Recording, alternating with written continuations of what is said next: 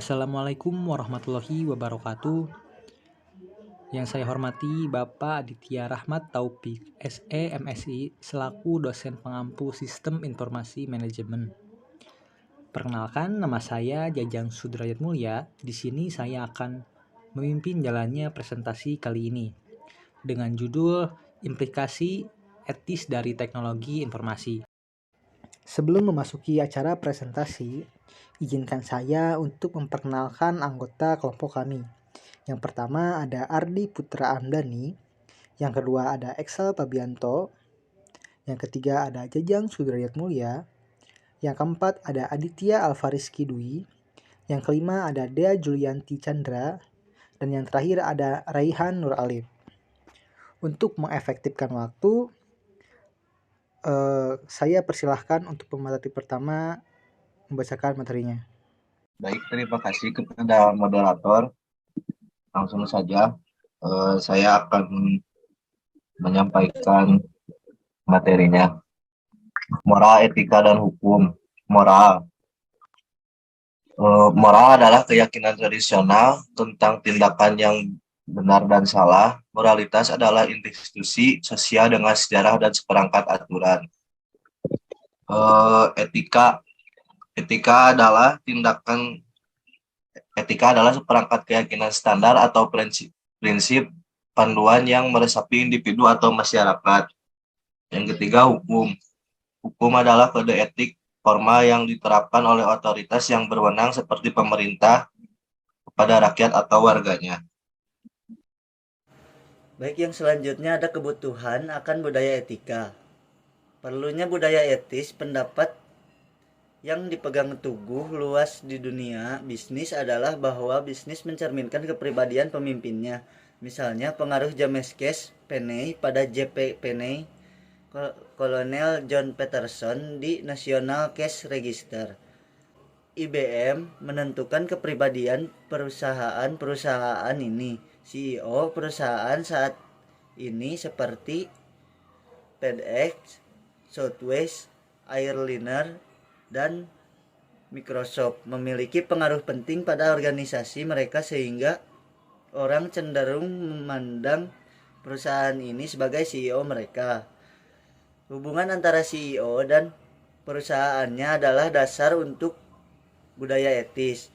Jika perusahaan dituntut untuk berperilaku etis, maka manajemen tingkat tinggi harus etis dalam segala hal yang mereka lakukan dan dikatakan. Manajemen puncak harus memimpin dan memberi contoh perilaku. Ini disebut dengan budaya etis. Bagaimana budaya etis diterapkan?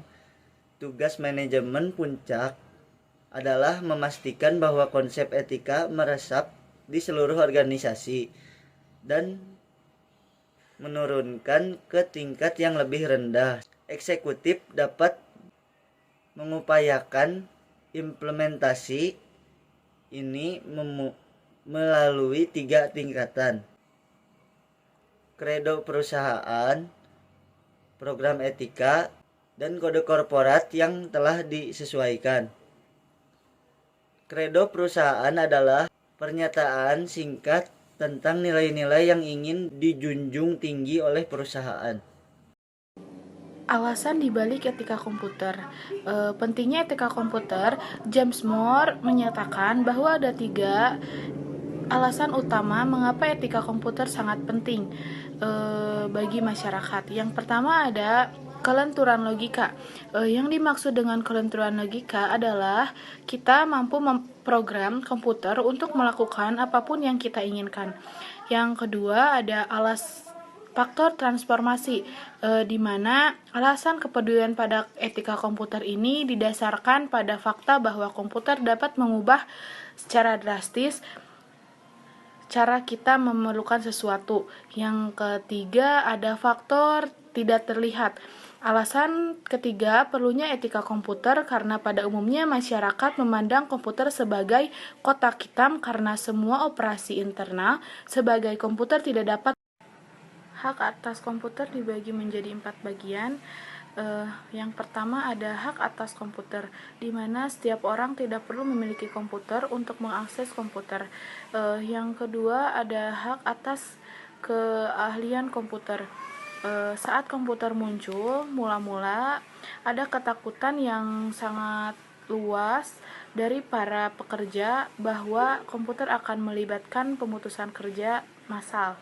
Kenyataannya komputer telah menciptakan pekerjaan lebih banyak daripada yang dihilangkan.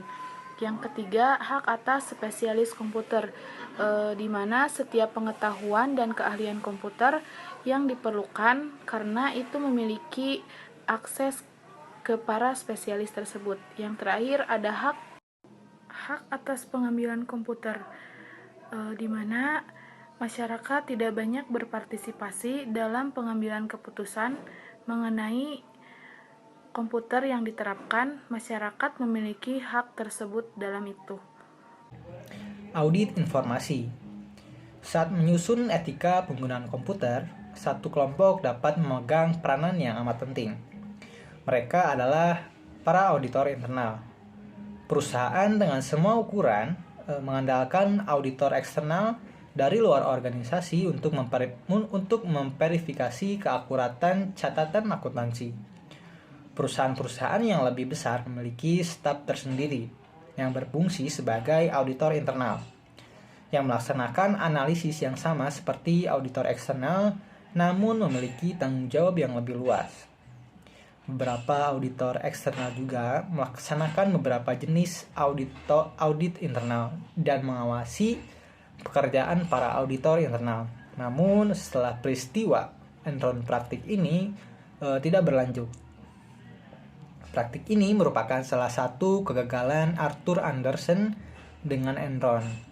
Badan Pengawas Pasar Modal telah menerapkan pembatasan pada jumlah audit internal yang dapat dilakukan oleh auditor eksternal. Hal ini juga merupakan salah satu kegagalan dari Arthur Andersen dengan Emerson. Lalu ada pentingnya objektivitas. Hal unik yang ditawarkan oleh auditor internal adalah objektivitas. Mereka beroperasi secara independen terhadap unit-unit bisnis perusahaan dan tidak memiliki hubungan dengan individu atau kelompok lain di dalam perusahaan. Keterlibatan mereka satu-satunya adalah dengan Dewan Komisaris, CEO, dan CFO. Agar para auditor dapat menjaga objektivitasnya, mereka harus menyatakan bahwa mereka tidak menginginkan tanggung jawab operasional sistem yang mereka bantu kembangkan. Mereka hanya bekerja dengan kapasitas sebagai penasihat. Mereka membuat rekomendasi untuk manajemen, dan manajemen memutuskan apakah mereka akan menerapkan rekomendasi-rekomendasi tersebut. Lalu ada jenis aktivitas audit. Terdapat 4 jenis dasar dari aktivitas audit internal: finansial, operasional, beriringan, dan desain sistem pengendalian internal. Yang pertama adalah audit finansial, memverifikasi catatan-catatan perusahaan dan merupakan jenis aktivitas yang dilaksanakan oleh auditor eksternal. Pada beberapa tugas, auditor internal bekerjasama dengan para auditor eksternal. Pada tugas lain, auditor internal merupakan seluruh pekerjaan audit itu sendiri. Yang kedua adalah audit operasional. Tidak dilaksanakan untuk memverifikasi keakuratan catatan, melainkan untuk memvalidasi efektivitas prosedur. Audit jenis ini merupakan jenis pekerjaan yang dilakukan oleh analisis sistem pada tahap analisis dari masa siklus perancangan sistem. Sistem yang dipelajari hampir selalu berbentuk virtual dan bukan fisik, namun tidak selalu melibatkan komputer.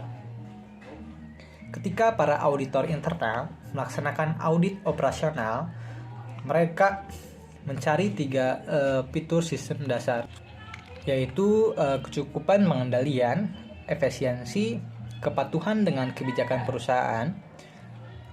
Lalu ketika para spesialis informasi merancang sistem, mereka mencari fitur-fitur yang sama, yaitu audit berkelanjutan, sama dengan audit operasional, tetapi audit berkelanjutan berlangsung terus-menerus. Desain sistem pengendalian internal dalam audit operasional dan beriringan, auditor internal mempelajari sistem yang sudah ada. Lalu selanjutnya adalah subsistem audit internal. Dalam sistem informasi finansial, subsistem audit internal merupakan salah satu subsistem input. Melibatkan auditor internal dalam tim perancangan sistem merupakan suatu langkah yang baik untuk mendapatkan sistem informasi yang terkendali dengan baik. Dan sistem tersebut merupakan langkah yang baik untuk memberikan yang mereka perlukan kepada manajemen informasi guna mencapai dan mengelola operasional bisnis yang beretika.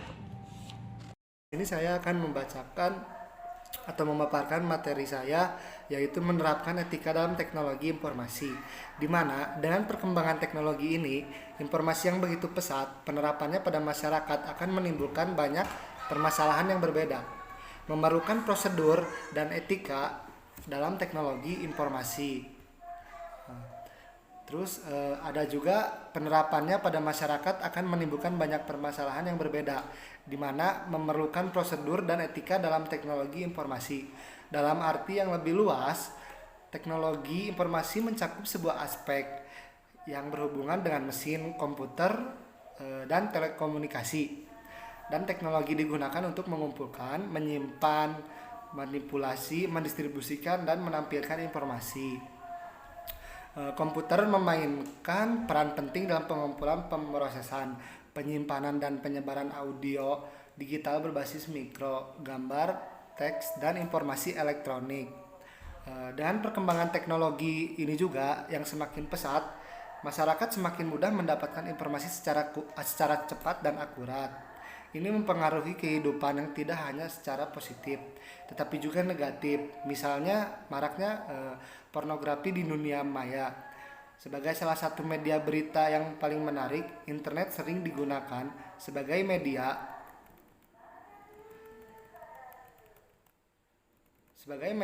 penyebaran video pornografi. Tidak hanya di situs-situs tertentu, tetapi juga melalui forum-forum mengakses situs-situs web ini oleh orang-orang di bawah umur. Nah, di sini juga bisa dilihat ya teman-teman, ada contoh dari contoh pentingnya etika dalam teknologi informasi, di mana ada beberapa etika yang harus diperhatikan dalam penggunaan teknologi informasi, yaitu adalah yang pertama, memanfaatkan sarana teknologi informasi untuk hal-hal yang bermanfaat. Yang kedua, jangan menyusup ke sistem informasi orang lain secara ilegal. Yang ketiga, memberikan ID atau password kepada orang lain. Yang keempat, tidak mengganggu dan tidak merusak sistem informasi orang lain. Yang kelima, gunakan alat IT dengan bijak dan rawat mereka. Yang keenam, tidak menggunakan teknologi informasi untuk melakukan perbuatan yang melanggar hukum dan norma yang berlaku di masyarakat. Yang ketujuh, menghormati hak kekayaan intelektual atau haki. Misalnya, mencantumkan URL website sebagai referensi tim redaksi kami, baik di media cetak maupun elektronik. Dan yang terakhir, tetap sopan dan santun meskipun tidak bertemu langsung. Perkenalkan, nama saya Ardi Putra Ramdhani. Saya akan memaparkan materi mengenai etika dan CEO. Perilaku seorang CEO dipengaruhi oleh berbagai faktor, yaitu hukum, budaya etika perusahaan, etika profesi, tekanan sosial, dan tekanan pribadi. Berdasarkan temuan Scott, Vitale, dan Donald Davis, diperoleh hasil sebagai berikut. CEO tidak bertindak tidak etis bahkan jika kesempatan untuk melakukannya tidak ada. Lalu CEO yang sukses selalu bertindak secara etis. Selanjutnya ada perusahaan dan manajer memiliki tanggung jawab sosial. Dan yang terakhir, manajer mendukung keyakinan moral kepada mereka dengan tindakan rencana aksi operasi komputer etis. Rencana aksi operasi komputer etis terdiri dari 9 langkah, yaitu yang ke-1, kembangkan kode etik. Yang kedua, menentukan aturan prosedur yang terkait dengan masalah. Yang ketiga, penjelasan sanksi bagi pelanggar. Yang keempat, kenali perilaku etis. Yang kelima, fokus pada etika melalui proyek. Yang keenam, promosi hukum kejahatan komputer dengan memberikan informasi kepada karyawan. Yang ketujuh, memelihara catatan formal yang membuat setiap pakar informasi bertanggung jawab atas semua tindakan mereka dan mengurangi godaan untuk melanggar program seperti audit etis. Lalu mendorong penggunaan program rehabilitasi untuk memperlakukan orang-orang yang melanggar etika dengan cara yang sama seperti perusahaan peduli terhadap pemulihan penyalahgunaan alkohol atau narkoba. Dan yang terakhir, mendorong partisipasi dalam sosial profesi. Sekian pemaparan materi dari saya. Terima kasih. Baik, terima kasih kepada para pemateri yang telah memaparkan materinya dengan baik. Di sini saya akan menyimpulkan pada materi kali ini. Dalam kehidupan sehari-hari, kita diarahkan oleh banyak pengaruh. Sebagai warga negara yang memiliki tanggung jawab sosial, kita ingin melakukan hal yang secara moral itu benar, berlaku secara etis, dan mematuhi secara hukum. Penggunaan komputer di dunia bisnis diarahkan oleh nilai moral dan etis manajer, spesialis informasi dan pengguna, serta hukum yang berlaku. Hukum adalah hal yang termudah untuk diinterpretasikan karena bersifat tertulis, tetapi etika tidak terdefinisi demikian tepat, dan mungkin bahkan tidak disetujui oleh semua anggota masyarakat. Mungkin sekian pemaparan materi dari kelompok 10. Mohon maaf bila banyak kekurangan ataupun salah kata. Wabillahi taufiq wal hidayah. Wassalamualaikum warahmatullahi wabarakatuh.